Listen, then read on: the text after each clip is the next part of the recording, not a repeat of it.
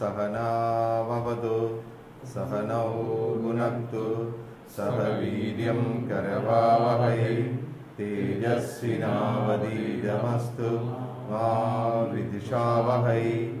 ओम शांति शांति शांति।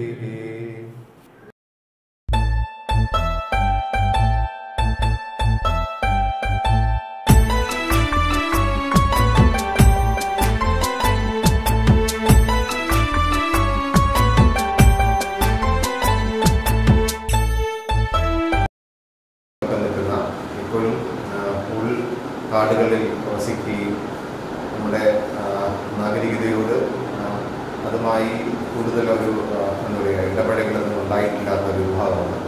അവരെ പ്രത്യേകം പരിഗണന കൊടുത്ത് മുന്നോട്ട് കൊണ്ടുവരുന്ന പല പദ്ധതികളും സംസ്ഥാന കേന്ദ്ര സർക്കാരുകളിലൊക്കെ കൊണ്ടുവരുന്ന നടക്കുന്നുണ്ട്. നമുക്കെല്ലാവർക്കും അറിയാം, ഇന്ത്യയിൽ അങ്ങോളം ഇങ്ങോളം ഏകദേശം 10 കോടിയോളം 12 കോടിയോളം വനവാസി വിഭാഗങ്ങളുണ്ട്. അപ്പോൾ ഇതൊക്കെ ഈ വിഭാഗങ്ങൾക്കിടയിലാണ് ഏറ്റവും രാജ്യദ്രോഹ ശക്തികൾ ഏറ്റവും കൂടുതൽ പ്രവർത്തനമുള്ള സജീവമായി മുന്നോട്ട് കൊണ്ടുപോകുന്ന ഈ വിഭാഗങ്ങൾക്കിടയിലാണ്. അപ്പോൾ അതിന് തടയിടാനും അവരുടെ സാമൂഹികവും വിദ്യാഭ്യാസപരവും ആയിട്ടുള്ള അവരുടെ പുരോഗതി കൈവരിക്കുന്നതിനും അവരുടെ ഗോത്ര തനിമയെ നിലനിർത്തിക്കൊണ്ട് അവരുടെ സംസ്കാരത്തെ നിലനിർത്തുന്നതിനും വികസിപ്പിക്കുന്നതിനുമുള്ള പ്രവർത്തനങ്ങളാണ് പ്രധാനമായിട്ടും വനവാസി കല്യാണാശ്രമം ചെയ്തുകൊണ്ടിരിക്കുന്നത്. നമ്മൾ കഴിഞ്ഞ വർഷം തന്നെ നമ്മളെല്ലാവരും ഇവിടുന്ന് ഷിർദിയിലേക്ക് അഖിലേന്ത്യാ തലത്തിൽ നടന്ന വനവാസികളുടെ ഒരു സമ്മേളനത്തിൽ പങ്കെടുക്കേണ്ടായി. ഇവിടെ നിന്ന് തന്നെ പലരും പങ്കെടുത്തിട്ടുണ്ടായിരുന്നു. ഏകദേശം 7000-ഓളം വരുന്ന വനവാസികൾ ഇന്ത്യയിലുള്ള എല്ലാ ഭാഗത്തു നിന്നും, ഈവൻ നോർത്ത് ഈസ്റ്റിൽ നിന്നുള്ള ആൾക്കാരൊക്കെ അവിടെ പങ്കെടുത്തിട്ടുണ്ടായിരുന്നു. അതൊരു വലിയൊരു അനുഭവം തന്നെയായിരുന്നു. ഒരൊറ്റ ഇന്ത്യ, ഒറ്റ ഭാരതം, ആ ഒരു ഒറ്റ മനസ്സോടുകൂടി എല്ലാവരും ഒരു 7 ദിവസത്തോളം അവിടെ ചെലവഴിക്കുകയും വനവാസി ജീവിതവുമായി ബന്ധപ്പെട്ട പ്രശ്നങ്ങളെക്കുറിച്ച് വളരെ കുലംകുഷമായി തന്നെ അവിടെ ചർച്ച ചെയ്യുകയും അതിനുള്ള പരിഹാര മാർഗങ്ങൾ കണ്ടെത്തുകയും മതപരിവർത്തനം അടക്കമുള്ള പ്രശ്നങ്ങൾ ഏത് രീതിയിൽ സമീപിക്കുന്ന നമുക്ക് ചില ധാരണകൾ സ്വരൂപിക്കുകയൊക്കെ ചെയ്തിട്ടുള്ള ഒരു വലിയൊരു സമ്മേളനമായിരുന്നു. അന്ന് മഹാരാഷ്ട്രയുടെ മുഖ്യമന്ത്രിയായിരുന്ന അദ്ദേഹമാണെന്ന് ഈ സർക്കാരിന് ഉന്നത സർക്കാർ ആ സമയത്ത് അദ്ദേഹമാണെന്ന് പങ്കെടുത്തിരുന്നത് പ്രധാനമായിട്ടും. മാത്രമല്ല, ഇന്ത്യക്ക് പുറത്തുനിന്ന് തന്നെ വനവാസികളെ സഹായിക്കാൻ നമ്മൾ അടക്കമുള്ള പ്രവാസികളായിട്ടുള്ള ഭാരതീയരുടെ പല രാജ്യങ്ങളിലും പ്രവർത്തിക്കുന്നുണ്ട്. നമ്മളുടെ നഗരീയ സമിതികൾ പ്രവർത്തിക്കുന്നത് ഇവിടെ നമുക്ക് വനവുമായി ബന്ധപ്പെട്ടുള്ള പ്രവർത്തനങ്ങളെ സപ്പോർട്ട് ചെയ്യുക, അവർക്ക് വേണ്ടിയിട്ടുള്ള നിധി പണം സ്വരൂപിക്കുക, അവരുടെ പ്രവർത്തനങ്ങൾക്ക് വേണ്ടി കൈത്താങ്ങായി നിൽക്കുക, അവർക്ക് വേണ്ടുന്ന മറ്റു ചില സപ്പോർട്ട്, അഡ്മിനിസ്ട്രേറ്റീവ് സപ്പോർട്ട്, അല്ലെങ്കിൽ ഇവിടെ ഗവൺമെൻറ്റുമായി ബന്ധപ്പെട്ട കാര്യങ്ങളിലൊക്കെ അവരുടെ സപ്പോർട്ട്, അങ്ങനെയുള്ള പല കാര്യങ്ങളും, പിന്നെ ഇംഗ്ലീഷ് ഭാഷ കൈകാര്യം ചെയ്യുന്നതിന് അവർക്കൂടെ എന്താ പറയുക PR വർക്കിനൊക്കെ അതിനു വേണ്ടിയിട്ടാണ് നമ്മൾ ഈ നഗരീയ സമിതി നമ്മൾ നിലനിർത്തിക്കൊണ്ടുപോകുന്നത്. അപ്പോൾ അത്തരത്തിലുള്ള അതേപോലെ തന്നെയാണ് വിദേശത്തു നിന്നുള്ള അവർ തന്നെ ഈ പ്രവർത്തനങ്ങളുമായി മുന്നോട്ട് വളരെയധികം സപ്പോർട്ട് നൽകുന്നത്. നമുക്കറിയാം, ഡൽഹിയിൽ നിന്നും വനവാസികളില്ല, പക്ഷേ ഡൽഹിയിൽ വനവാസി കല്യാണാശ്രമത്തിൻ്റെ വളരെ നല്ലൊരു പ്രവർത്തനമാണ് കാഴ്ചവെക്കുന്നത്. അപ്പോൾ ഇന്ത്യയിൽ അങ്ങോളം ഇങ്ങോളം നമുക്കെല്ലാം വളരെ സുസ്ഥിരമായിട്ടുള്ള ഒരു പ്രവർത്തനമാണ് വനവാസി കല്യാണാശ്രമം നടത്തുന്നത്. ആഗോളതലത്തിൽ തന്നെ UN ആഭിമുഖ്യത്തിൽ തന്നെ വനവാസികളെ തന്നെ പ്രത്യേകിച്ച് ഒരു വിഭാഗമായി, ഇൻഡിജിനസ് ആയിട്ടുള്ള ഒരു വിഭാഗമായി അവരെ വേർതിരിച്ച് നമ്മുടെ രാജ്യത്തിൽ നിന്ന് അവരെ മാറ്റി പ്രത്യേക ഒരു വിഭാഗമായി വെട്ടിമുറിക്കാനൊക്കെയുള്ള വലിയ വലിയ പരിശ്രമങ്ങൾ നടന്നുകൊണ്ടിരിക്കുന്ന ഒരു കാലഘട്ടമാണ്. അപ്പോൾ അതിനിടയിൽ ഈ വനവാസി കല്യാണാശ്രമത്തിൻ്റെ പ്രവർത്തനങ്ങൾക്ക് വളരെയധികം പ്രസക്തിയുണ്ട്. നമുക്കെല്ലാവർക്കും അറിയാം, നമ്മളിത്തരം ഈ വനവാസികളുടെ ഇടയിലുള്ള പ്രവർത്തനം അവരുടെ വനവാസികൾക്കിടയിൽ തന്നെയുള്ള ദേശാഭിമാനികളായ ബ്രിട്ടീഷുകാരോടക്കമുള്ള വിദേശ ശക്തികളോട് വളരെ ധീരമായി ചേർത്ത് നിന്ന് പ്രസ്ഥാനമുണ്ട് അടക്കമുള്ള ഓർമ്മകളെ നമ്മൾ ഉജ്ജ്വലിപ്പിച്ചുകൊണ്ടാണ് നമ്മൾ അവരിൽ ആ ഒരു ദേശാഭിമാനം എല്ലാം നമ്മൾ വളർത്തിയെടുക്കുന്നത്. പിന്നെ ഒരുപക്ഷെ വനവാസികളെ കുറിച്ച് പ്രകൃതിയുമായി ഇണങ്ങി ജീവിക്കുന്നതിന് നമ്മൾ അവരിൽ നിന്നാണ് പഠിക്കേണ്ടത്. നമ്മൾ അവരെ പഠിപ്പിക്കേണ്ട കാര്യമൊന്നുമില്ല. നമ്മൾ തന്നെ ഭാരതീയമായിട്ടുള്ള സനാതന സംസ്കാരത്തിൻ്റെ ഏറ്റവും ക്രിസ്റ്റൈൻ ആയിട്ടുള്ള ഒരു രൂപമാണ് വനവാസികൾ ഫോളോ ചെയ്യുന്നത്. പലപ്പോഴും അവരോട് പറയുന്നത് നിങ്ങൾ ഫോളോ ചെയ്യുന്ന നിങ്ങളുടെ ഒരു ബിലീഫ് സിസ്റ്റംസ് എല്ലാം ടോട്ടലി വ്യത്യസ്തമാണെന്ന് അവർ പറഞ്ഞു പഠിപ്പിക്കുമെങ്കിലും അത് ശരിക്കും സനാതന ധർമ്മത്തിൻ്റെ ഏറ്റവും തനിമയുള്ള ഏറ്റവും ക്രിസ്റ്റൈൻ ആയിട്ടുള്ള അത് നമ്മൾ അവരിൽ നിന്ന് കണ്ടുപിടിക്കുകയാണ് വേണ്ടത്. നമ്മൾ തന്നെ പല മേഖലയിലേക്ക് ഒന്ന് സഞ്ചരിച്ചാൽ അറിയാം എത്ര ഭംഗിയായിട്ടാണ് അവരതെല്ലാം എന്താ പറയുക അതിൻ്റെ ചോർന്നു പോകാതെ, അതിൻ്റെ പ്രസക്തി ചോർന്നു പോകാതെ കാത്തു സൂക്ഷിച്ചിരിക്കുന്നത്. അപ്പോൾ ഇന്നിപ്പോൾ നമുക്ക് ആദ്യമായിട്ട് നമ്മുടെ ബിർസാ മുണ്ട അനുസ്മരണവും ഗൗരവനിധിയുടെയും അതിൻ്റെ ഉദ്ഘാടനമാണ്. അത് നിർവഹിക്കുന്നത് നമുക്കെല്ലാവർക്കും സുപരിചിതനായ, പ്രത്യേകിച്ചും തിരുവനന്തപുരംകാർക്കെല്ലാം വളരെയധികം അടുത്തറിയാവുന്ന ശ്രീ തോട്ടക്കാട് ശശിയാണ്. പ്രശസ്തനായ എഴുത്തുകാരനും BJP സംസ്ഥാന സമിതി അംഗവും നല്ലൊരു പ്രാസംഗികനുമാണ് അദ്ദേഹത്തെ ഈ യോഗം ഉദ്ഘാടനം ചെയ്യുന്നതിനായി ഞാൻ ക്ഷണിക്കുന്നു.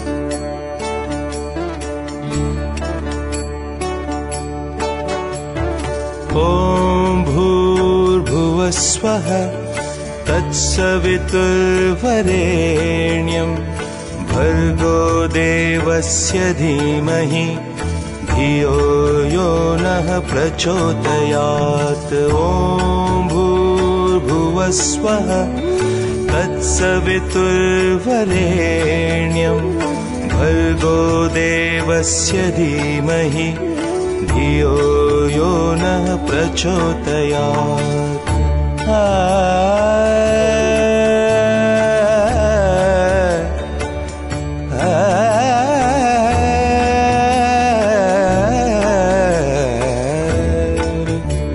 गरे गरे गरे गरे पगरे गरे जरा सरे पगरे सदा पदा पगरे गरे रे सदा सरे रे सरे गा पदा द सदा रे सदा द सदा पदा गा परे ग सरे द सरे रे रे। ॐ भूर्भुवस्वः तत्सवितुर्वरेण्यं भर्गो देवस्य धीमहि धियो यो नः प्रचोदयात्।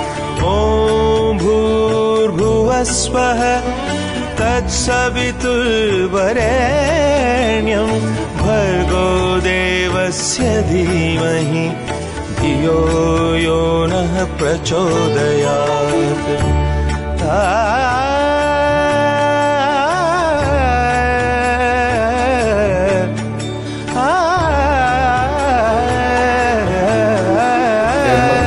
വനവാസി കേന്ദ്രങ്ങളിൽ നമ്മുടെ പ്രവർത്തനത്തിൽ ഏറ്റവും ശ്രദ്ധേയമായിട്ടുള്ള പ്രവർത്തനം ആദ്യകാലത്ത് തുടങ്ങിയത് വയനാട്ടിലെ മുട്ടിലാണ്. നമ്മളെല്ലാവരും നമ്മുടെ സംഘടന മുഴുവൻ ആ കാലഘട്ടത്തിൽ വളരെ അഭിമാനപൂർവ്വം നമ്മളെല്ലാ മേഖലയിലും ചെല്ലുന്ന സമയത്ത് ആ പ്രവൃത്തിയെക്കുറിച്ചിട്ടും അവിടെ നടക്കുന്ന ഹോസ്പിറ്റലിനെ കുറിച്ചിട്ടും അതിനുശേഷം അതിൻ്റെ മൊബൈൽ യൂണിറ്റിനെ കുറിച്ചിട്ടുമെല്ലാം അന്ന് ചികിത്സ കിട്ടാതെ എന്തെങ്കിലും രോഗം വന്നു കഴിഞ്ഞാൽ മരിക്കുക എന്നുള്ളത് മാത്രമായിരുന്നു ആ മേഖലയിൽ.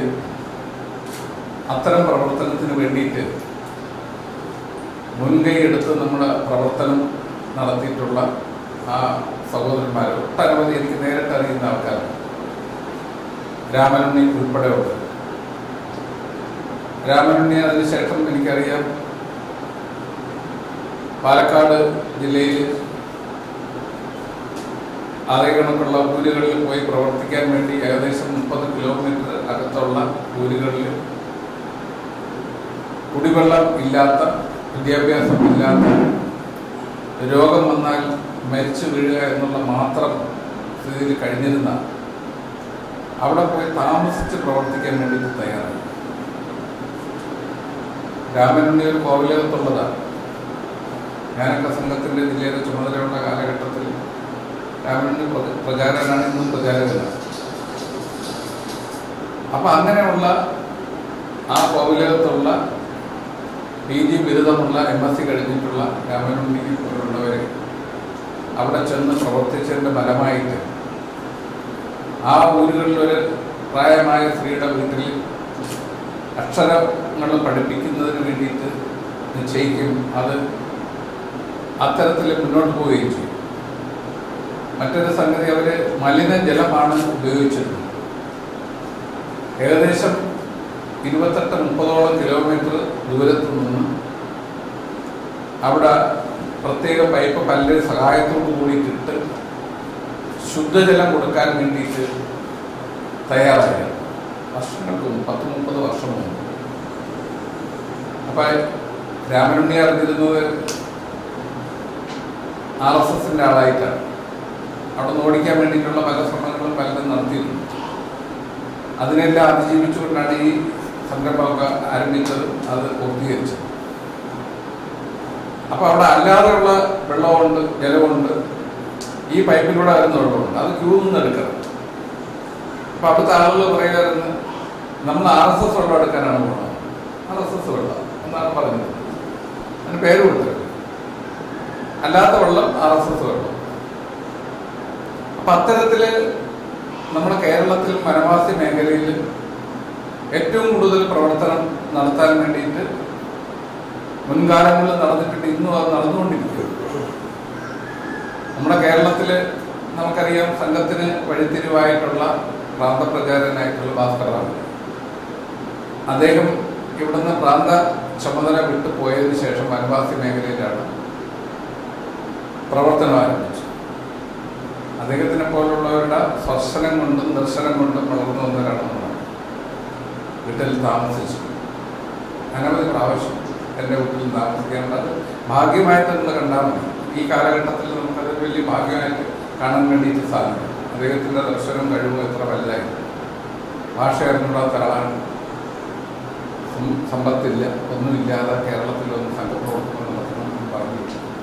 വെങ്കടിജെ പോലുള്ളൊരു ആദ്യകാലത്ത് പ്രവർത്തനത്തിന് വന്നെങ്കിലും ഈ മേഖലയിൽ കേരളത്തിലല്ലാത്ത ഒരാൾ വന്ന് സംഘത്തിൽ നീണ്ടകാലം ഇത്രയും പ്രവർത്തിച്ച് വേറെ ഒരാളുമില്ല.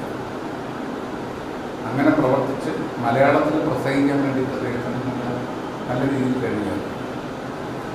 ഇവിടുത്തെ ആഹാര രീതി അദ്ദേഹത്തിന് ശീലമല്ല, പക്ഷേ ഇവിടുത്തെ ആഹാര രീതി നമ്മൾ കഴിക്കുന്ന നമുക്ക് ചോറും നമ്മുടെ കറികളും ഇതെല്ലാം കഴിക്കുന്നു. അവസാന കാലഘട്ടത്തിൽ കോഴിക്കോട് മേഖലയിൽ ചെന്ന് കഴിഞ്ഞാൽ രാത്രി വളരെ വൈകി ചെന്ന് കഴിഞ്ഞാൽ ചിലപ്പോൾ മത്സ്യക്കറി മാത്രമേ ഉണ്ടാവുള്ളൂ. അദ്ദേഹം അത് കഴിക്കാൻ വേണ്ടി തയ്യാറായി. അപ്പം അത്തരത്തിൽ ഇഴുകിച്ചേർന്നുകൊണ്ട് പ്രവർത്തിക്കുന്ന ഒരു പ്രവണത നമ്മുടെ പ്രസ്ഥാനങ്ങൾക്കുണ്ട്, അത് വനവാസികളുണ്ട്. നമ്മളവിടെ ചെല്ലുന്ന സമയത്ത് നമ്മൾ മാറി നിൽക്കും. അവർക്ക് എത്ര ബുദ്ധിമുട്ടുകൾ ജീർണത ഉണ്ടെങ്കിലും അതിനോട് പരിഹാരം കാണണം എന്നുള്ള ഉദ്ദേശത്തോടു കൂടി അവരിൽ ഒരാളായി തീർന്ന് പ്രവർത്തിക്കുന്ന പ്രവർത്തനമാണ് നമ്മൾ. അത് ആരെയും ബോധ്യപ്പെടുത്താൻ വേണ്ടിയിട്ടല്ല. അങ്ങനെയാണ് നമ്മുടെ പ്രവർത്തകന്മാർ, നമ്മുടെ പ്രചാരകന്മാർ, അല്ലാത്തവർ. അത് നമ്മൾ സ്വരൂപിക്കുന്ന പൈസ നമുക്കറിയാം. പല അവസരങ്ങളിൽ നമ്മുടെ സംഘത്തിൻ്റെ രാഷ്ട്രീയ സ്വയംസേവക സംഘവും പരിവാർ സംഘടനകളും എല്ലാം ചേർന്ന് ഇതേ കണക്കൊരു ദിനം നമ്മൾ ഇറങ്ങിക്കളക്ഷൻ നടത്താറുണ്ട്. ഇപ്പോഴും ഉണ്ട്, പക്ഷെ അത് എല്ലാ സംഘടനകളും ചേരുന്നതായിട്ട് കാണുന്നു. ഞാനൊക്കെ സംഘത്തിൻ്റെ ജില്ലാ കാര്യകർത്താവായിരുന്ന കാലഘട്ടത്തിൽ നമ്മൾ എല്ലാവരും ഒരുമിച്ച് ഒരു ദിവസം അതിന് വേണ്ടിയിട്ട് വനവാസികൾക്ക് വേണ്ടിയിട്ട് മാറ്റിവെക്കുന്ന സ്വഭാവം അതിപ്പോൾ വേണ്ട തരത്തിൽ നടക്കുന്നില്ല എന്നുള്ളൊരു അഭിപ്രായമുണ്ട്. വാസ്തവത്തിൽ അത് നമ്മൾ ചെയ്യേണ്ടത് അങ്ങനെയുള്ള ആദിവാസികളായിട്ടുള്ള ആൾക്കാർ നമ്മുടെ ജീവിതധാരയിലേക്ക് കൊണ്ടുവരും. പക്ഷേ ഇന്ന് നമുക്ക് അങ്ങനെ ചെയ്തില്ലെങ്കിലും വേറെ അനവധി പദ്ധതികൾ നോക്കും. നമ്മുടെ കേന്ദ്ര സർക്കാർ നടപ്പാക്കി വരുന്നത് നമുക്കറിയാം. തുടങ്ങി നമ്മുടെ നരേന്ദ്രമോദി ഭരണം തുടങ്ങിയ സമയത്തും അതിനുമ്പ് അടൽജിയുടെ ഭരണകാലത്തും നരേന്ദ്രമോദിയുടെ ഭരണത്തിൻ്റെ തുടക്കത്തിൽ തന്നെ അടിവരയിട്ട് പറഞ്ഞു, ഏറ്റവും താഴെ തട്ടിൽ ഒരു നേരത്തെ അന്നത്തിന് വേണ്ടിയിട്ട് ബുദ്ധിമുട്ടുന്നവരെ ആദ്യം പരിഹരിക്കുക എന്നുള്ളതാണ് സർക്കാരിൻ്റെ പ്രഥമ ലക്ഷ്യം എന്ന് പറയുക മാത്രമല്ല, അത് പ്രാവർത്തികമാക്കിയും കൂടി ചെയ്തു. അപ്പം അത്തരത്തിൽ ഉള്ള സമീപനം എവിടെ നിന്ന് കിട്ടിയെന്ന് ചോദിച്ചു കഴിഞ്ഞാൽ, നമ്മുടെ ഭാസ്കർറാവുജി ഇവിടെ നിന്ന് പോയതിനു ശേഷം ഗുജറാത്തിൽ വെച്ചിട്ട് ഒരു സമ്മേളനം നടക്കുകയുണ്ടായി. ആ സമ്മേളനത്തിൽ പങ്കെടുത്ത എണ്ണം എന്ന് പറയുന്നത് 8 ലക്ഷമായിരുന്നു. വടക്ക് കിഴക്കൻ സംസ്ഥാനങ്ങളെല്ലാം ഉൾപ്പെടുത്തിക്കൊണ്ടായിരുന്നു.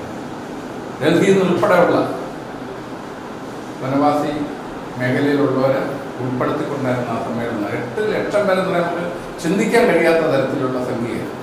അത് ഉദ്ഘാടനം ചെയ്യാൻ വന്നത് നമ്മുടെ നഖശിഖാന്തം എതിർക്കുന്ന പ്രസ്ഥാനത്തിലൂടെ വളർന്നു വന്ന് ഇന്ത്യൻ പ്രസിഡന്റായിട്ടുള്ള ഗ്യാനി സെയിൽ സിംഗാണ് അത് ഉദ്ഘാടനം ചെയ്യാൻ വേണ്ടിയിട്ട് വന്നത്.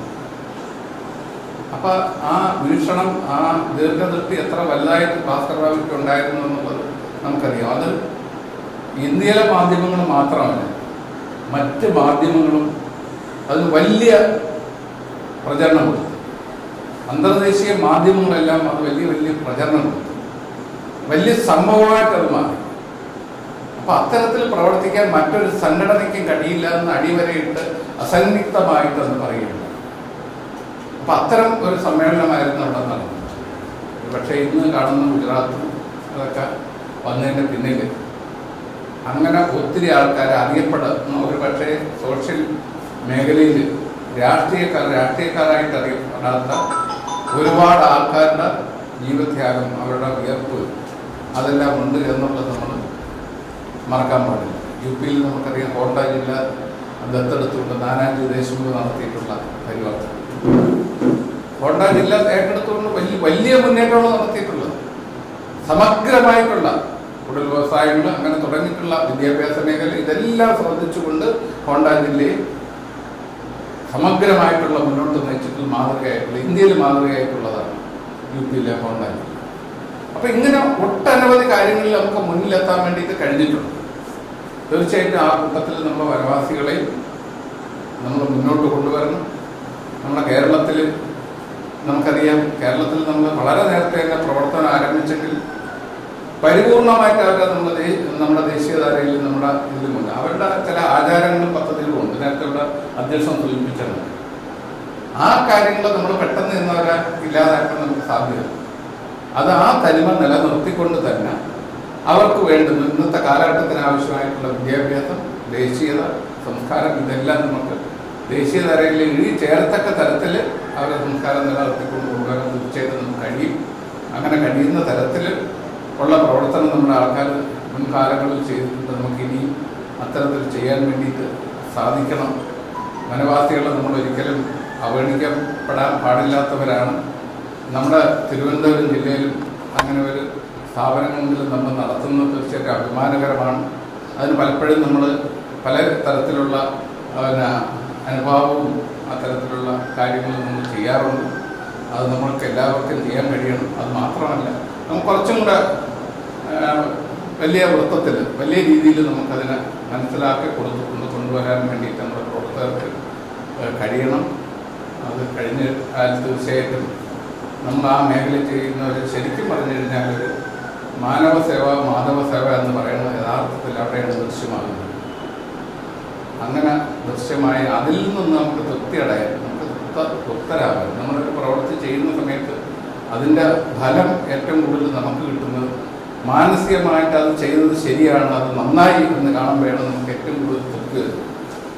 അപ്പം അങ്ങനെ തൃപ്തരാവാൻ വേണ്ടി നമുക്കത് മതി. നമ്മളെ സംബന്ധിച്ചിടത്തോളം വേറെ അവിടെ ലാഭിച്ചേട്ട പ്രശ്നം ഒതുക്കുന്നില്ല. നിസ്വാർത്ഥമായിട്ടാണ് നമ്മൾ ചെയ്യുന്നത്. അപ്പം അങ്ങനെ നിസ്വാർത്ഥമായിട്ട് ഇത്തരം കാര്യങ്ങൾ ചെയ്തുകൊണ്ട് മുന്നോട്ട് പോകാൻ വേണ്ടിയിട്ട് നമ്മുടെ പ്രവർത്തകർ പലരും ഉണ്ട്. പക്ഷെ നമുക്ക് എല്ലാവരെയും കണ്ടുപിടിക്കാൻ വേണ്ടിയിട്ട് സാധിക്കുന്നുണ്ട്. കണ്ടുപിടിച്ച് അത്തരം ആൾക്കാരെ ആ മേഖലയിലോട്ട് സഹായിക്കാൻ എല്ലാ തരത്തിലും ഇപ്പം ഇറങ്ങി ചെന്ന് അവിടെ ചെന്നിട്ട് പ്രവർത്തിക്കാനല്ല. ചിലർക്ക് സാമ്പത്തികമായിട്ടായിരിക്കും, ചിലർക്ക് മറ്റേതെങ്കിലും തരത്തിലായിരിക്കും, ചില ആരെങ്കിലും സ്പോൺസർ ചെയ്തുകൊണ്ടായിരിക്കും.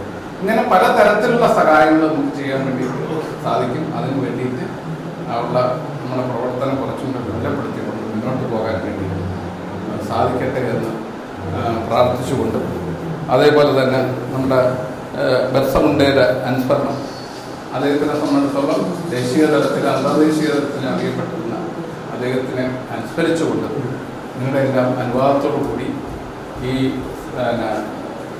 നമ്മുടെ സമ്മേളനം ഔപചാരികമായി ഉദ്ഘാടനം ചെയ്തതായി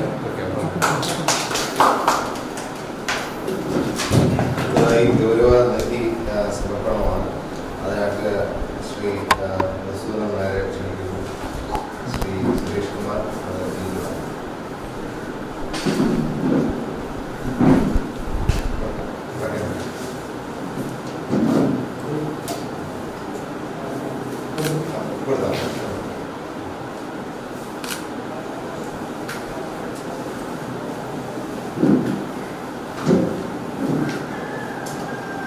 അടുത്തതായി തലക്കൽ ചന്തു അനുസ്മരണമാണ്. അതിനായി പ്രഥമയി TV പ്രോഗ്രാമുണ്ട്. ശ്രീ സരോജിനും എല്ലാവർക്കും നമസ്കാരം. വേദിയിലും സദസ്സിൽ ഇരിക്കുന്ന എല്ലാ മാന്യ വ്യക്തിത്വങ്ങൾക്കും നമസ്കാരം.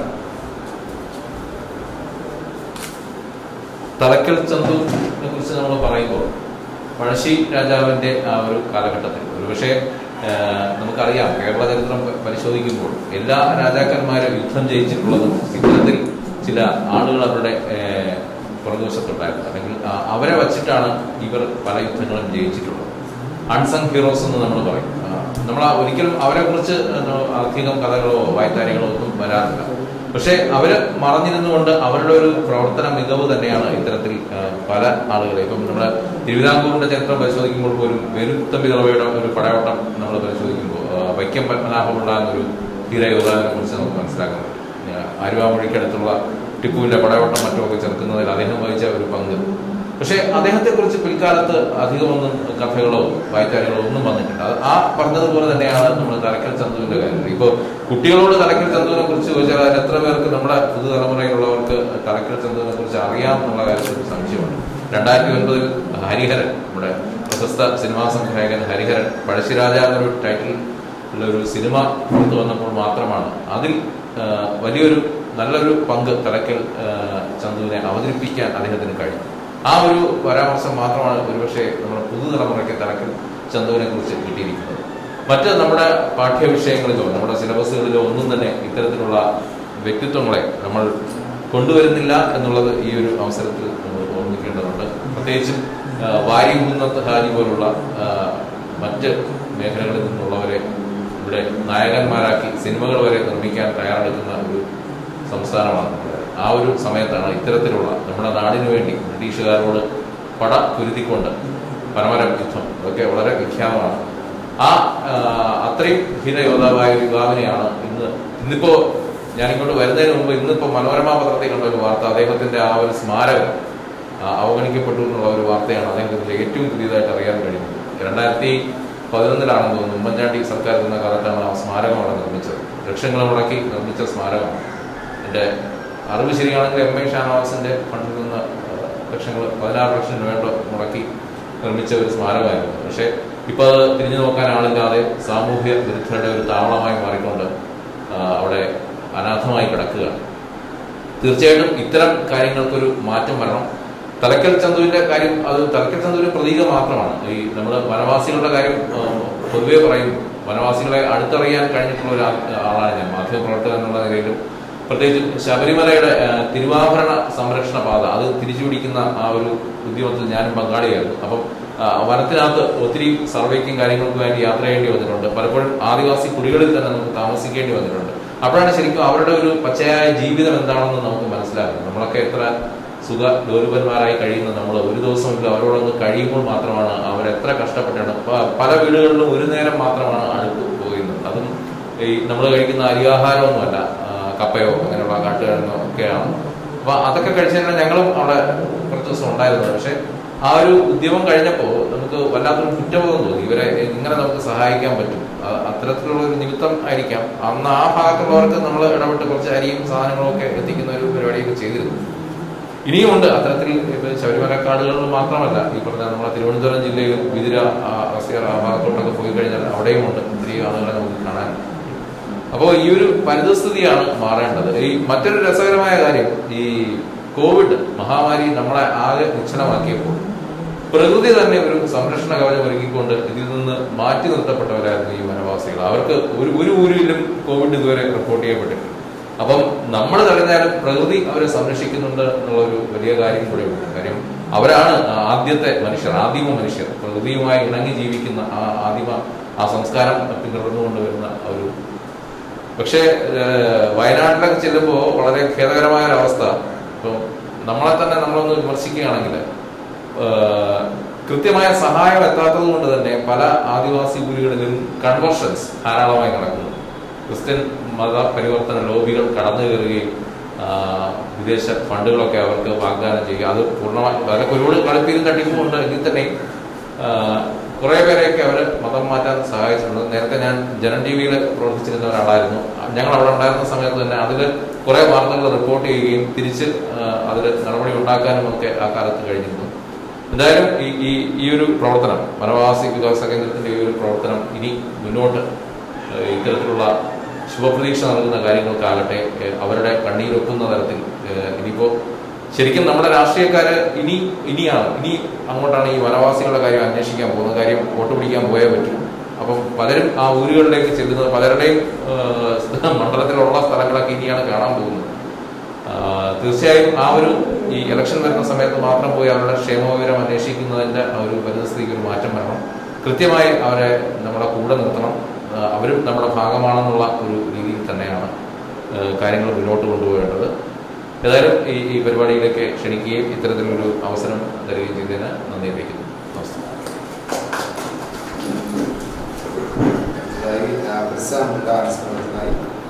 ജന്മഭൂമിയിലേക്ക് ശ്രീ എ ഹംസനെ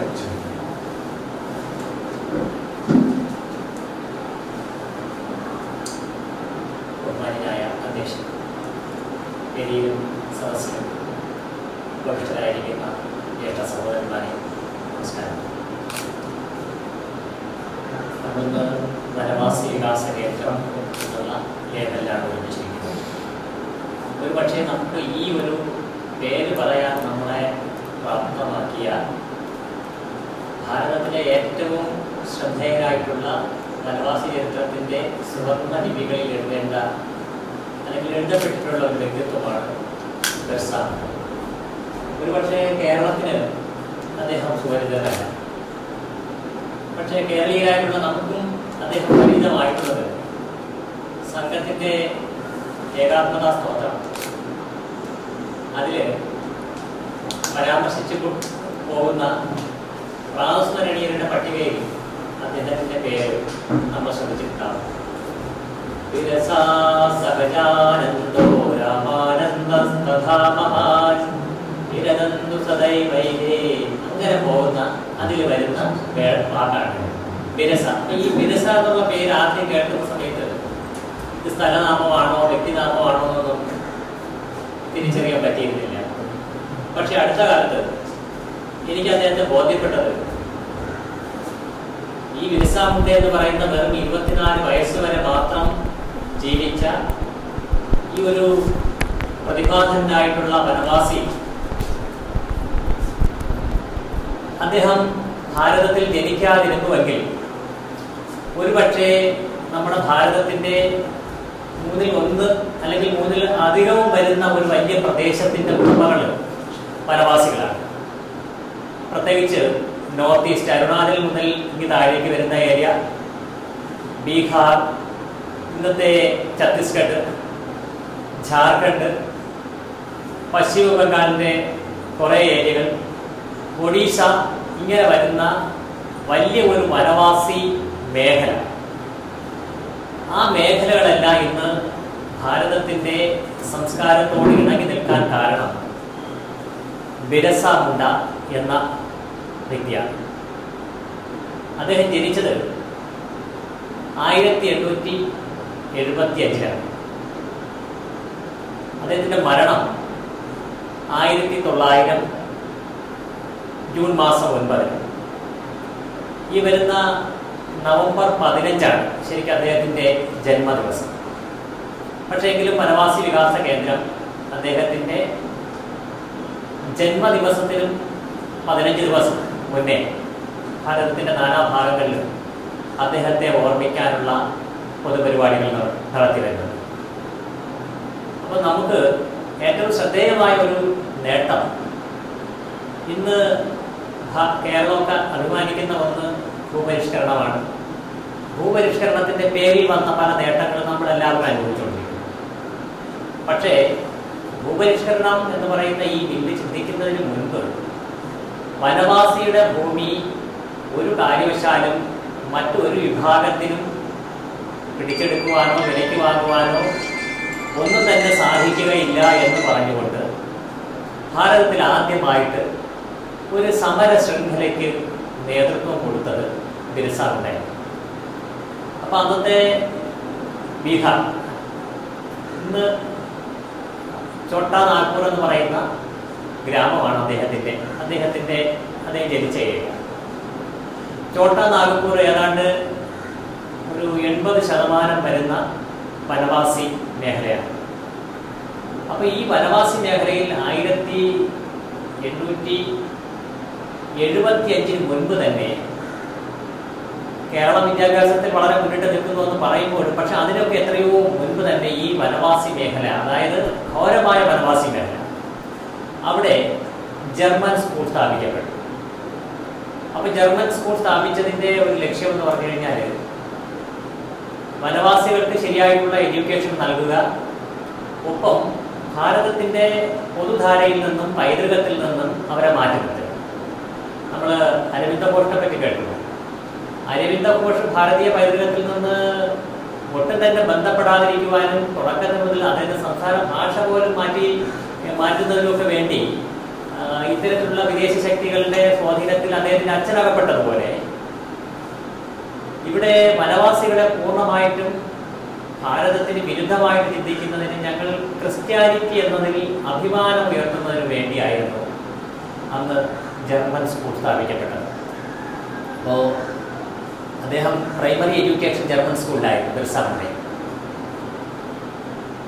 അപ്പോൾ അവിടുത്തെ പ്രധാനപ്പെട്ട പ്രാർത്ഥനകളിലും അതുപോലെ തന്നെ പ്രതിജ്ഞകളിലുമൊക്കെ തന്നെ ഞാനൊരു ക്രിസ്ത്യൻ എന്ന് വിശ്വസിക്കുന്നു, ക്രിസ്ത്യാനിറ്റിയാണ് എൻ്റെ ഐഡൻറ്റിറ്റി, ഇത് പറഞ്ഞുകൊണ്ടാണ് അവിടുത്തെ ചടങ്ങുകൾ എല്ലാ ദിവസവും തുടങ്ങുന്നത്.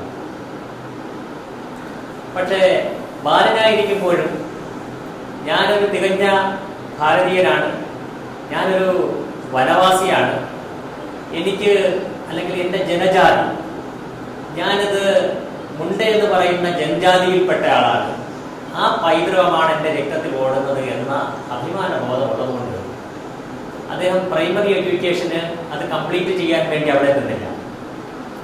അദ്ദേഹം അവിടെ നിന്ന് പുറത്തു വന്നു. ആ സമയത്ത് ഭാരതത്തിലെ ഏറ്റവും കൂടുതൽ കൃഷിപ്രധാനമായ സംസ്ഥാനങ്ങളിൽ ബീഹാർ മുന്നിലായിരുന്നു.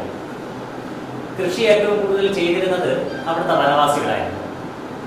പക്ഷെ വനവാസിക്ക് കൃഷി ചെയ്യാൻ മാത്രമേ അവകാശമുള്ളൂ, അതിൻ്റെ പ്രോഡക്റ്റ് ഒന്നും തന്നെ ഉപയോഗിക്കാൻ അവകാശമില്ല. കാരണം അതന്ന് ബംഗാൾ പ്രസിഡൻസിയുടെ ഭരണത്തിൻ്റെ കീഴിലായിരുന്നു. ബംഗാൾ പ്രസിഡൻസി പറയുന്ന ടാക്സ് അടയ്ക്കുന്നവർക്ക് മാത്രമേ ഈ ഉൽപ്പന്നങ്ങൾ ഉപയോഗിക്കുവാനും അല്ലെങ്കിൽ ഭൂമിയുടെ സ്വത്തവകാശം അല്ലെങ്കിൽ അധികാരം ഉപയോഗിക്കാനുള്ള അവകാശം. ബിർസ മുണ്ട ചെറിയ കുട്ടിയായിരുന്നു. അദ്ദേഹം ഒരു 10 വയസ്സാകുന്ന സമയത്ത് തന്നെ അദ്ദേഹം വനവാസികളായിട്ടുള്ള ആൾക്കാരെ സംഘടിപ്പിച്ചിട്ട് അദ്ദേഹം ഇത്തരത്തിലുള്ള ബ്രിട്ടീഷ് നീതിക്കെതിരായിട്ട് അദ്ദേഹം സംസാരിച്ചു തുടങ്ങി. അപ്പോൾ തന്നെ ബ്രിട്ടീഷുകാർക്ക് മനസ്സിലായി ഈ കുട്ടി വളർന്നു വന്നു കഴിഞ്ഞാൽ ചോദ്യം ചെയ്യലിന് നമ്മളെല്ലാം വിധേയമാകപ്പെടും, അതുകൊണ്ട് ഈ കുട്ടിയെ മുളയിലെ തന്നെ വിടണം. അദ്ദേഹത്തിൻ്റെ കുടുംബത്തെ മുഴുവനും പലതരത്തിലും സാമ്പത്തികമായിട്ട് സ്വാധീനിക്കാൻ ശ്രമിച്ചുകൊണ്ട് അദ്ദേഹത്തിൻ്റെ കുടുംബത്തിൽ തന്നെ പലരെയും അവിടെ അന്ന് സ്ഥാപിക്കപ്പെട്ട ചർച്ചകളിലേക്ക് കൊണ്ടുപോയി തുടങ്ങിയിരുന്നു. വനവാസികളിൽ കുറച്ച് പേര് മുണ്ടേ വിഭാഗം എന്ന് പറയുന്നത് ഏറ്റവും ശക്തമായ ജനജാതികളിലൊന്നാണ്. ഭീല് പോലെയുള്ള മധ്യപ്രദേശിലുള്ള ഏറ്റവും വലിയ ജനജാതി ഭീലാണ്. അപ്പോൾ ഭീലും മുണ്ട എന്ന് പറയുന്ന വിഭാഗവും ഭാരതത്തിലെ ഏറ്റവും ശ്രദ്ധിക്കപ്പെടുന്ന വനവാസി വിഭാഗമാണ്. അപ്പോൾ അങ്ങനെ മുണ്ട വിഭാഗത്തിൽ പലരും പോയി തുടങ്ങിയ സമയമായിരുന്നു. പക്ഷേ അദ്ദേഹം ഈ കുട്ടിയായിരിക്കുന്ന സമയത്ത് ഒരു 10 വയസ്സ് പ്രായമുള്ളപ്പോൾ തന്നെ ആൾക്കാരെ സംഘടിപ്പിച്ചുകൊണ്ട് അവരെ പഠിപ്പിച്ചത് ഏറ്റവും നല്ല അമ്പെയ്ത്തുകാരനായിട്ട് വളരണം. ഒരു വനവാസിയുടെ പ്രതിരോധം എന്ന് പറയുന്നത് തീരന്താജി എന്ന് വിളിക്കുന്ന അമ്പെയ്ത്താണ്. അപ്പോൾ ആ അമ്പെയ്ത്ത് മനസ്സിനും ശരീരത്തിനുള്ള ആരോഗ്യം വീണ്ടെടുക്കാൻ വേണ്ടിയുള്ളതാണ്. ഒരു വനവാസിയുടെ അഭിമാനത്തിന്റെ പ്രശ്നമാണ്. അത് പറഞ്ഞുകൊണ്ട് വനവാസി ചെറുപ്പക്കാരന്മാരെ സംഘടിപ്പിച്ചുകൊണ്ട് അവരെ എല്ലാവരെയും അമ്പെയ്ത്ത് പഠിപ്പിച്ചു. അമ്പെയ്ത്ത് പഠിപ്പിക്കുന്നതോടൊപ്പം തന്നെ ഭാരതത്തിന്റെ പൈതൃകത്തിന് അനുകൂലമായ കാര്യങ്ങൾ കൂടെ, അല്ലെങ്കിൽ വനവാസികളുടെ ട്രഡീഷൻ കൂടെയാണ് അദ്ദേഹം പഠിപ്പിച്ചത്. ഒരു 15 വയസ്സൊക്കെ ആയപ്പോഴേക്കും ഒരു നന്നായിട്ട് ചിന്തിക്കുന്ന ഒരു ചെറുപ്പക്കാരനായിട്ട് മാറി. അങ്ങനെ 400ഓളം വരുന്ന ആദിവാസി ചെറുപ്പക്കാരെ സംഘടിപ്പിച്ചുകൊണ്ട് ഈ വിവരങ്ങളെല്ലാം തന്നെ ഇന്ന് നമ്മൾ ഗൂഗിളിലൊക്കെ തന്നെ സെർച്ച് ചെയ്യുമ്പോഴേക്കും വരുന്നുണ്ട്. അതുപോലെ തന്നെ ഇന്ന് ഏറ്റവും കൂടുതൽ സ്ഥാപനങ്ങളുള്ള ഒരു വനവാസി എന്ന് പറയുന്നത് ബിർസ മുണ്ടയുടെ പേരിലാണ്. ബിർസ മുണ്ടയുടെ പേരിൽ നിരവധി സിനിമകൾ ഇറങ്ങിയിട്ടുണ്ട്. ഹിന്ദിയിലും തമിഴിലും വന്നിട്ടുണ്ട്, മലയാളത്തിലൊഴികെ. അതുപോലെ തന്നെ ബിർസ മുണ്ടയുടെ പേരിൽ നിരവധി യൂണിവേഴ്സിറ്റികളും വിദ്യാഭ്യാസ സ്ഥാപനങ്ങളുമുണ്ട്.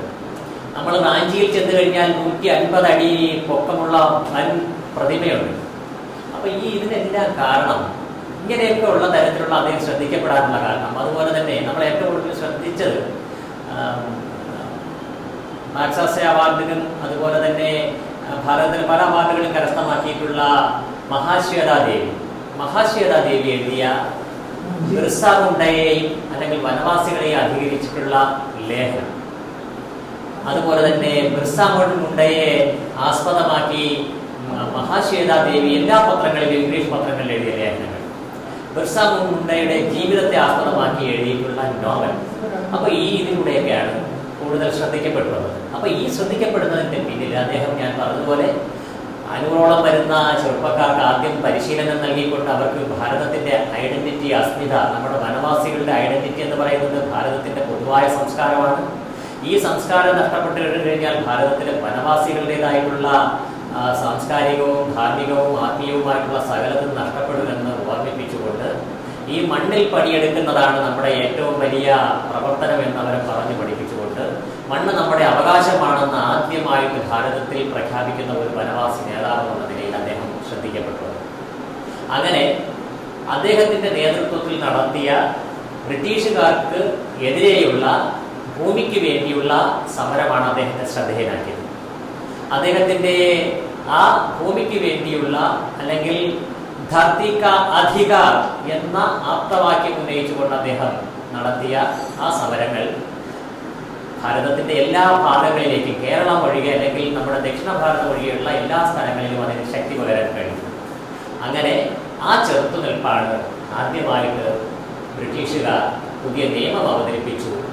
വനവാസിയുടെ ഭൂമി വനവാസിക്കെന്നുള്ള ഒരു അധികാരം. ഇന്ന് വനവാസിയുടെ ഭൂമി അന്യാധീനപ്പെടുന്നില്ല, കുറേയേറെ അന്യാധീനപ്പെട്ടു പോകുന്നെങ്കിൽ പോലും വനവാസിക്ക് എന്ന് നമുക്ക് പറയാനുള്ള ഒരു കരുത്ത് കിട്ടുന്നതിന് നേതൃത്വം നൽകിയത് ബിർസ മുണ്ടയാണ്. അങ്ങനെ വനവാസികളുടെ സംസ്കാരത്തിനും അവരുടെ പൈതൃകത്തിനും അവരുടെ ട്രഡീഷണലായിട്ടുള്ള ലൈഫിനെ നിലനിർത്താൻ വേണ്ടി നടത്തിയ നിരവധി പോരാട്ടങ്ങളിലൂടെ ബിർസ മുണ്ട ശ്രദ്ധിക്കപ്പെട്ടു.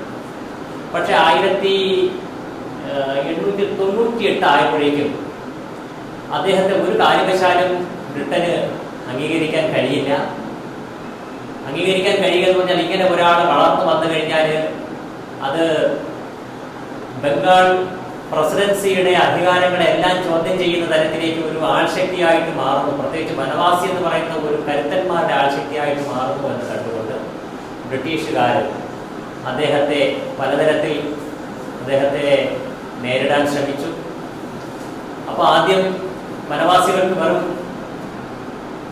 അമ്പെയ്ത്ത് മാത്രമേ സാധിക്കുകയുള്ളൂ.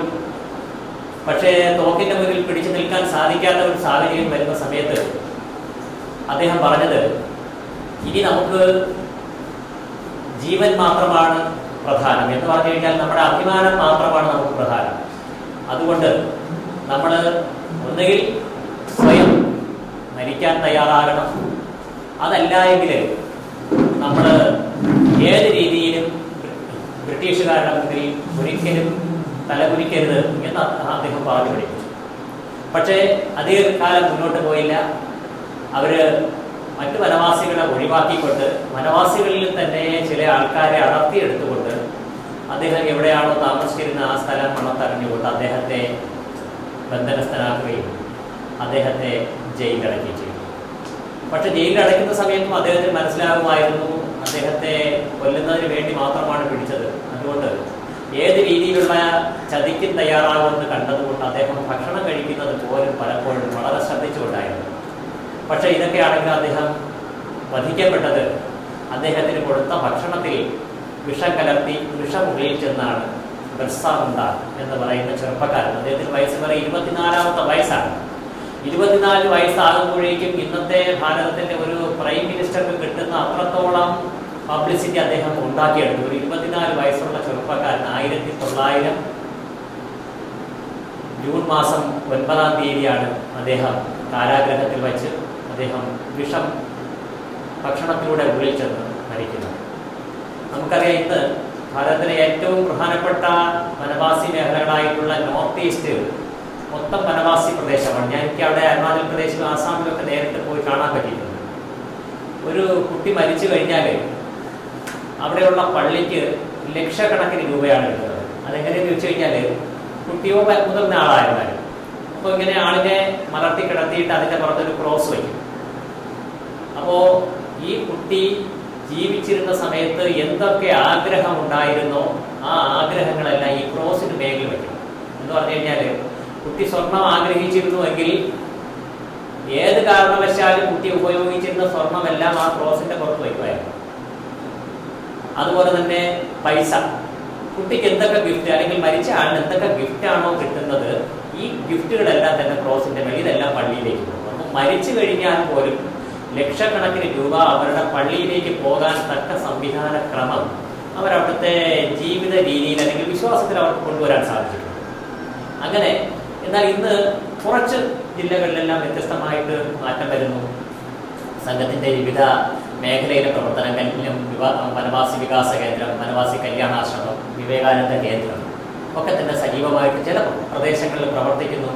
അതിൻ്റെ ഫലമായിട്ട് ഇന്ന് വലിയൊരു വ്യത്യാസം ഉണ്ടാകുന്നു. നമുക്ക് നമ്മുടെ സ്കൂളുകളിൽ പഠിച്ച് നിരവധി ആൾക്കാർ, ഏതാണ്ട് 100-ലധികം പേര് പലതരത്തിലുള്ള IAS, IFS, IRS തുടങ്ങിയ തരത്തിലുള്ള മേഖലകളിലേക്ക് അവർക്ക് എത്താൻ വേണ്ടി നമ്മുടെ വിദ്യാലയങ്ങളിൽ പഠിച്ചവർക്ക് പോലും നമുക്ക് പരിശീലനം നൽകി അയക്കാൻ സാധിച്ചിട്ടുണ്ട്. അപ്പോൾ ഈ തരത്തിൽ ഇന്ന് ഭാരതത്തിൽ വനവാസികളുടെ ഇടയിൽ അല്ലെങ്കിൽ വനവാസികളിൽ ഒരു പക്ഷേ 90% ക്രിസ്ത്യൻ മതത്തിലേക്ക് പോകുന്ന ഒരു സാഹചര്യത്തിൽ നിന്ന് അവരെ നമുക്ക് പ്രതിരോധിക്കാൻ കഴിഞ്ഞ ഒരു വലിയ മഹാനായിട്ടുള്ള വനവാസികളുടെ ഒരു പ്രതിരോധ ചാലക ശക്തിയായിരുന്നു ബിർസ മുണ്ടയെ.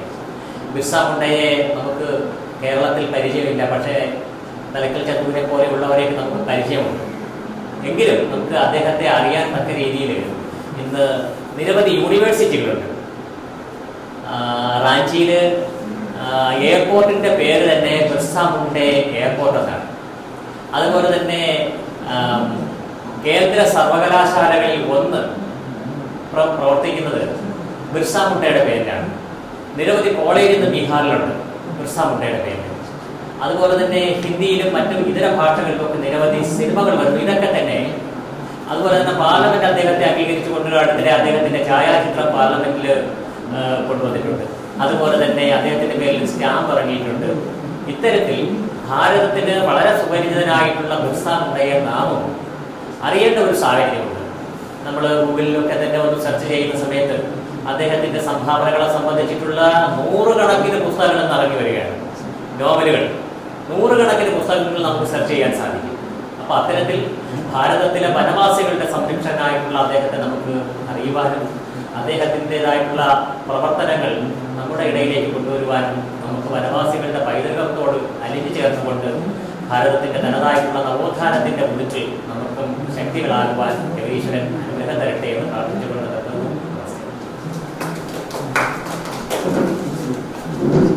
വളരെ സമഗ്രവും ഹൃദയസ്പർശിയുമായിട്ടുള്ള ഒരു ചിത്രമാണ് ശ്രീ കാഴ്ചവെച്ചത്. അടുത്തതായി ആശംസ പ്രസംഗത്തിനായി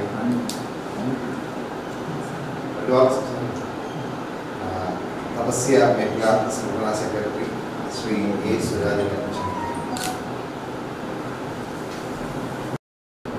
അനുസ്മരണം ചേട്ടൻ്റെ നടത്തിക്കഴിഞ്ഞു. രണ്ടുപേരും അവരുടെ റോള് ഭംഗിയെ കൈകാര്യം ചെയ്തു. പക്ഷേ ഞാൻ പാലോടാണ് എൻ്റെ സ്വദേശം.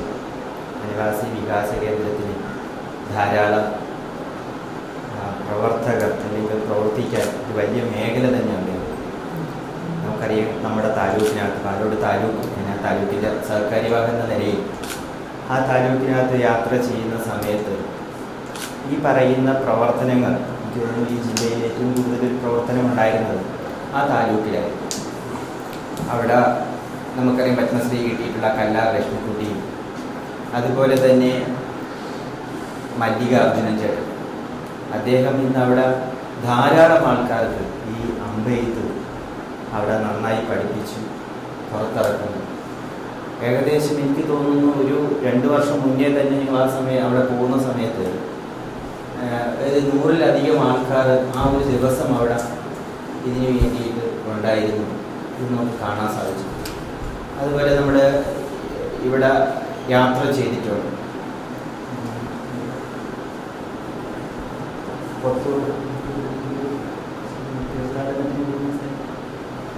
അഗസ്ത്യാർമല, ആ അഗസ്ത്യാർമലയിൽ പോകുന്ന സമയത്ത് പൊതുവിൽ എല്ലാവരും പെർമിഷൻ എടുത്ത് പോകുന്ന സമയത്ത് ഈ അർജുനൻ ചേട്ടനും ഈ വനവാസി വികാസ കേന്ദ്രത്തിൻ്റെ പ്രവർത്തകരും ഒരു പെർമിഷനും ഇല്ലാതെ നമ്മുടെ സംഘ കാര്യകർത്താക്കൾ മുഴുവൻ ഒരു വലിയ ഇതായിട്ട് ആ സ്ഥലത്ത് കൊണ്ടുപോവുകയും അവിടെ നടത്തേണ്ട എല്ലാ ചടങ്ങുകളും നടത്തി നമ്മളെ തിരികെ ഈ ബോണക്കാട് കൊണ്ടുവരുന്ന ഒരു അനുഭവം.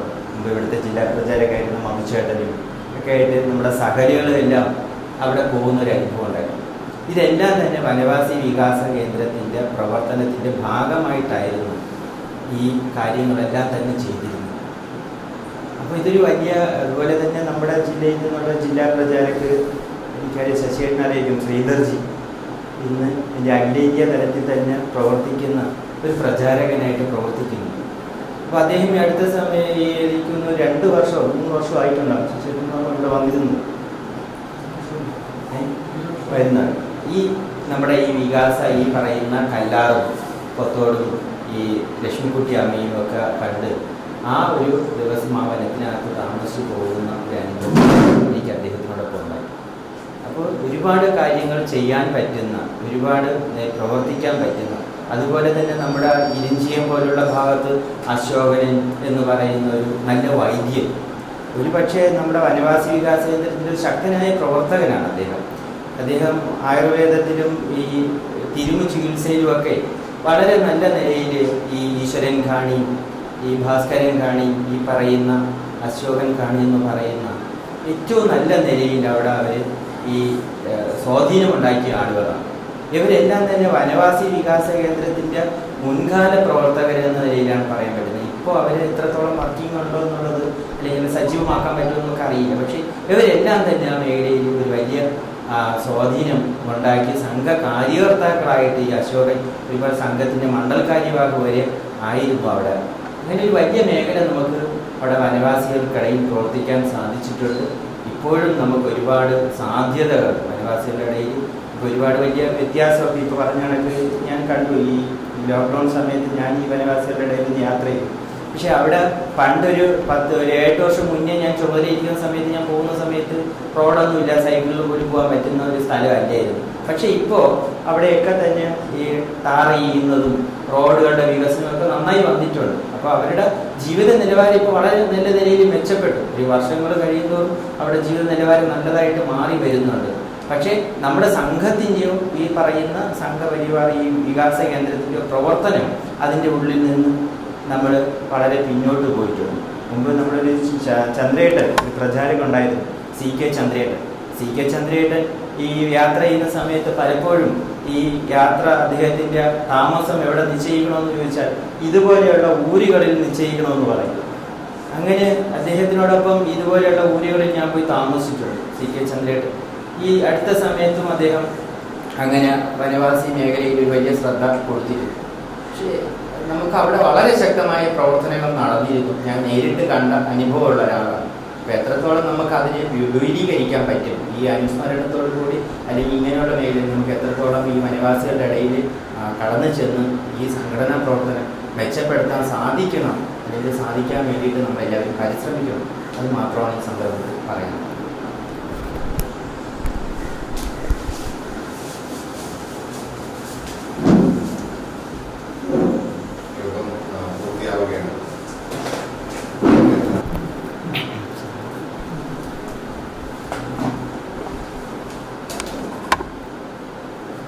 ഇന്ന് ഈ അനുസ്മരണ ചടങ്ങ് സംഘടിപ്പിക്കാൻ കഴിഞ്ഞതിൽ നിന്ന് വളരെ ചെറിയ സമയം കൊണ്ടാണ്. വളരെ സംഘാടകർ പലരും ക്വാറന്റൈനിലാണ്.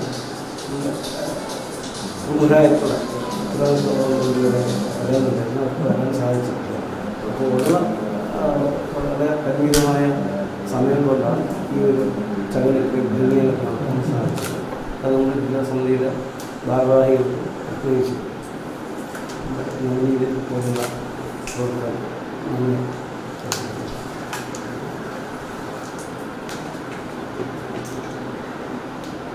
പിന്നെ നമ്മുടെ ഈ യോഗത്തിൻ്റെ സ്വാഗതം പറഞ്ഞ സുരേഷ് കുമാർ, പിന്നെ ദേവമാർജി പറഞ്ഞ തോട്ടക്കാട് ശശിയേട്ടൻ, നമ്മുടെ ഇതിൽ പങ്കെടുത്ത് പ്രഭാഷണങ്ങൾ യഥാർത്ഥത്തിൽ പറഞ്ഞ് നന്നായിട്ട് അറിവ് നമുക്ക് തരികയും പിന്നെ നമുക്ക് കൂടുതൽ പ്രചോദനം പ്രവർത്തിക്കുന്നതിനുള്ള പ്രചോദനം ഉണ്ടാക്കി തരികയും നല്ല ഒരു സദസ്സ് നമ്മളിവിടെ സംഘടിപ്പിച്ചു. അതിലേക്ക് പ്രയത്നിച്ച എല്ലാവർക്കും പങ്കെടുത്ത എല്ലാവർക്കും ഞാൻ തിരുവനന്തപുരം ജില്ലാ സമിതിയുടെ പേരിൽ നന്ദി രേഖപ്പെടുത്തുന്നു.